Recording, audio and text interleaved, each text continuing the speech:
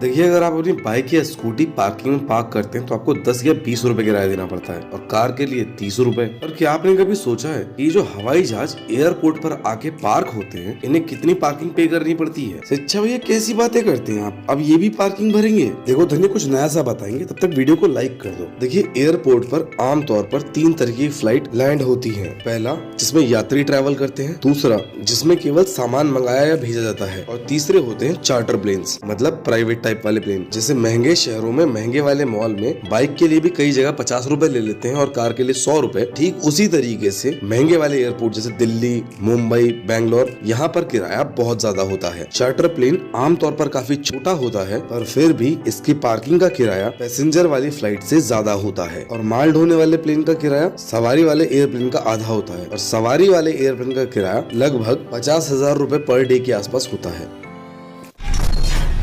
क्या आपने कभी सोते हुए ऐसा महसूस किया है कि कोई है जो आपके बेड पर बैठा हुआ है और आपको घूर रहा है, या कोई है जो आपकी छाती पर बैठकर आपका गला दबा रहा है? आप चीखना चाहते हैं, चिल्लाना चाहते हैं और धक्का मारकर उस बंदे को गिरा देना चाहते हैं, लेकिन बहुत कोशिश करने के बाद भी ना तो आपकी चीख निकलती है और ना ही आप अपने हाथ पैर हिला पाते हैं। लेकिन जब थोड़ी देर बाद आपकी आंख खुलती है तो आप देखते हैं कि सब कुछ नॉर्मल है, आपके आसपास तो कोई है ही नहीं। तो अब सवाल आता है कि आखिर हमको ऐसा महसूस होता क्यों है? अरे शिक्षा भैया, ऐसे टाइम पर जो बगल में बैठ के घूर रहा होता है ना, वो इंसान थोड़ी होता है, वो भूत होता है, भूत। अरे डर मत धनिया, इसके पीछे भूत नहीं साइंस होती है। बड़ी शानदार जानकारी देंगे, इसीलिए हमारे चैनल को फॉलो और सब्सक्राइब कर लीजिएगा। देखिए, जब हम सपने देख रहे होते हैं तो वह नींद की रैपिड आई मूवमेंट वाली स्टेट होती है और सपने देखते हुए आप अपने आप को या अपने आसपास वाले को कोई नुकसान न पहुंचा दें, इसीलिए इस स्टेट में हमारा ब्रेन हमारी मसल्स को डीएक्टिवेट कर देता है। इसीलिए हम लाख कोशिश करने के बाद भी अपने हाथ पैरों को नहीं हिला पाते हैं। बॉर्डर मूवी में जब सन्नी देओल की छोटी सी टुकड़ी टैंकों से लैस पाकिस्तानी सेना से रात भर अकेले लड़ रही थी, तब उनको इंडियन एयरफोर्स की इमीडिएट सपोर्ट की जरूरत थी। लेकिन फिर भी इंडियन एयरफोर्स के पायलट जैकी श्रॉफ और उनकी टीम रात भर सिर्फ सूरज निकलने का इंतजार करती रही। अब आपको लग रहा होगा कि मैं आपको बॉर्डर मूवी की स्टोरी क्यों सुना रहा हूँ, क्योंकि भैया यह मूवी की स्टोरी नहीं बल्कि हकीकत है। क्योंकि 1971 के इंडिया पाकिस्तान के वॉर में बैटल ऑफ लोंगेवाला में एग्जैक्टली ऐसा ही हुआ था। तो अब सवाल आता है कि इंडियन आर्मी को सपोर्ट करने के लिए इंडियन एयरफोर्स ने अपने फाइटर जेट्स रात में ही बॉर्डर पर क्यों नहीं भेजे थे? अरे शिक्षा भैया, उस जमाने के फाइटर जेट्स ना रात में उड़ ही नहीं पाते थे। ऐसा नहीं है धनिया, वो फाइटर जेट्स रात में भी आराम से उड़ सकते थे। लेकिन किसी वॉर को जीतने के लिए किसी फाइटर जेट को सिर्फ उड़ाना ही नहीं बल्कि प्रॉपर्ली नेविगेट करना भी जरूरी है, जिससे कि आप अपनी डायरेक्शन, लोकेशन और टारगेट का सही सही पता लगा सकें। लेकिन ये प्लेन्स ऐसा नहीं कर सकते थे क्योंकि इनमें नाइट कंपैटिबल नेविगेशन फीचर्स ही नहीं थे। इसीलिए एयरफोर्स ने सूरज निकलने का वेट किया।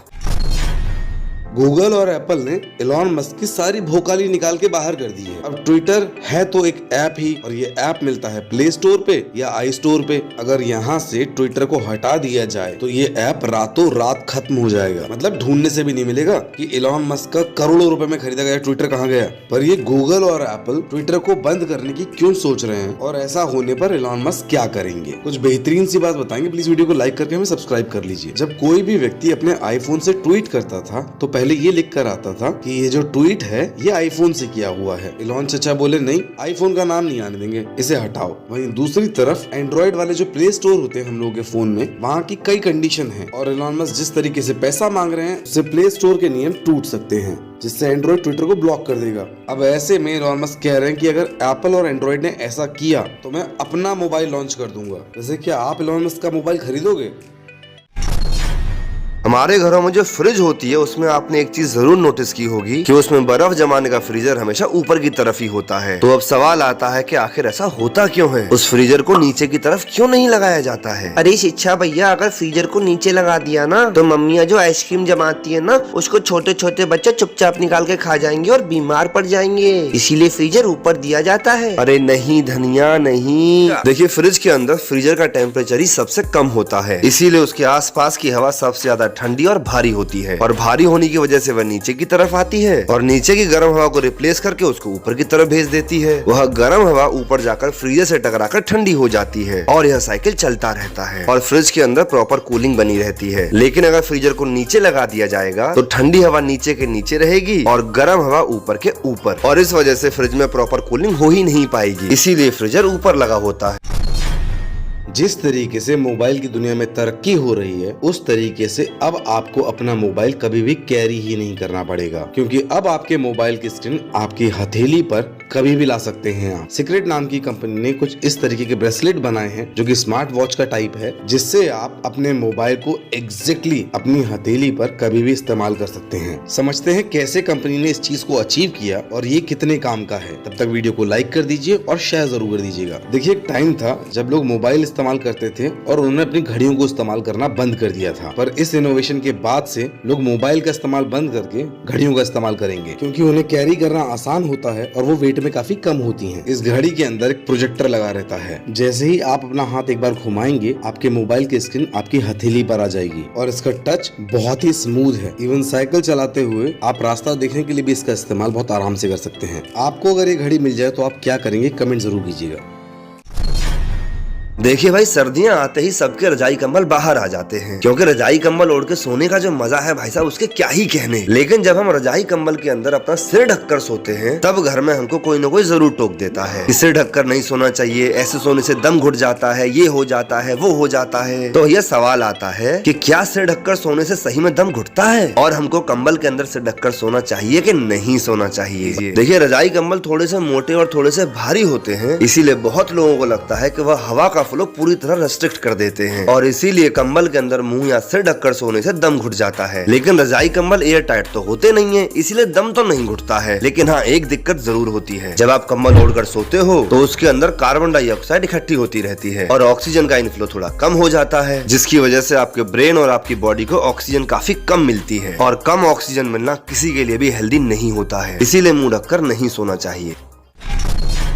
देखिए, कल मेरा एक फ्रेंड ट्रेन से दिल्ली जा रहा था। जब वह प्लेटफॉर्म पर अपनी ट्रेन का वेट कर रहा था, तभी उसके पास एक बंदा आया जो काफी परेशान दिख रहा था। वो मेरे फ्रेंड से बोला, भैया मेरा ना अभी मोबाइल और वॉलेट चोरी हो गया प्लेटफॉर्म पर, मुझे मेरे पापा को कॉल करके बताना है कि ऐसा ऐसा हो गया है मेरे साथ, क्या मैं आपके मोबाइल से कॉल कर सकता हूँ प्लीज। अब ये सुनकर मेरे दोस्त को दया आ गई उस पर। उसने अपना फोन दे दिया उसको, ले भाई कर ले कॉल। उसने नंबर डायल करके एक दो बार ट्राई किया, लेकिन उसके पापा ने फोन उठाया ही नहीं। तो उसने मेरे दोस्त को थैंक यू बोला और उसका फोन उसको देकर चला गया। इसके कुछ देर बाद मेरे फ्रेंड के मोबाइल पर मैसेज आया कि उसके बैंक अकाउंट से पैसे निकाले गए हैं। अब ऐसा मैसेज देखते ही मेरे दोस्त की तो हालत खराब हो गई, क्योंकि ये ट्रांजैक्शन तो मेरे दोस्त ने किया ही नहीं था। तो सवाल आता है कि आखिर मेरे दोस्त के साथ हुआ तो हुआ क्या। बट एक्चुअल में उस बंदे ने किसी पापा वापा को कॉल ही नहीं किया था। उसने धोखे से मेरे फ्रेंड की सारी कॉल अपने फोन पर फॉरवर्ड कर ली थी, जिससे कि वह ट्रांजैक्शन के लिए ओटीपी अपने फोन पर रिसीव कर सके और उसका बैंक अकाउंट खाली कर सके। ऐसा आपके साथ भी हो सकता है, इसीलिए बच के रहिएगा।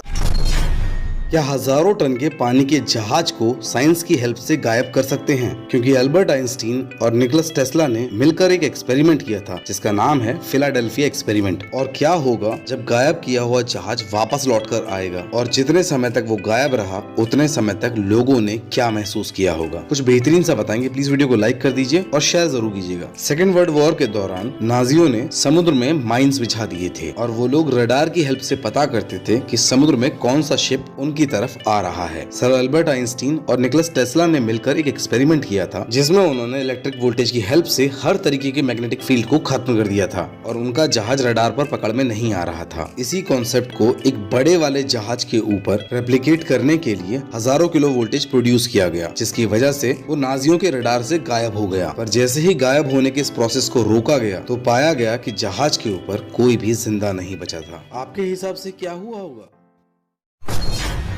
कोई बच्चा अपने पापा की दुकान पर बैठकर वो बिजनेस ना करना चाहे जो उसके पापा करते हों, तो इसमें कोई नई बात नहीं है। पर बात तब बहुत मुश्किल हो जाती है जब पापा का बिजनेस ही 8,000 करोड़ रुपए का हो और तब भी उनका बच्चा वो बिजनेस ना करना चाहे। हम बात कर रहे हैं बिस्लेरी कंपनी की। रमेश चौहान ने इस कंपनी को स्टैब्लिश किया था। अब रमेश चौहान की बेटी जयंती चौहान ये बिजनेस क्यों नहीं करना चाहती और ऐसे में इस बिजनेस का होगा क्या, कुछ बेहतरीन सा बताएंगे, प्लीज वीडियो को लाइक करके हमें सब्सक्राइब कर लीजिए। जयंती चौहान ने अपने पापा जी की कंपनी को साल 2011 में ज्वाइन भी किया था, पर उन्हें ये काम कुछ ज्यादा पसंद नहीं आया क्योंकि जयंती चौहान ने पढ़ाई की है फैशन के क्षेत्र में। अब ऐसे में इनको ये पानी बेचने का काम थोड़ा बोरिंग लगता है। अब रमेश अंकल हो गए 82 साल के और उनके पास कोई वारिस नहीं है जो उनकी कंपनी संभालना चाहे, इसीलिए ये लगा रही है कंपनी में ताला और इनके पापा रमेश को बेचनी पड़ रही है कंपनी। अब रमेश अंकल ने तो खून पसीने से बनाई थी ये कंपनी, तो वो चाहते हैं कि टाटा इस कंपनी को खरीदे। हालांकि रमेश अंकल को अंबानी ने भी ऑफर दिया है। अब कौन होगा बिस्लेरी का मालिक?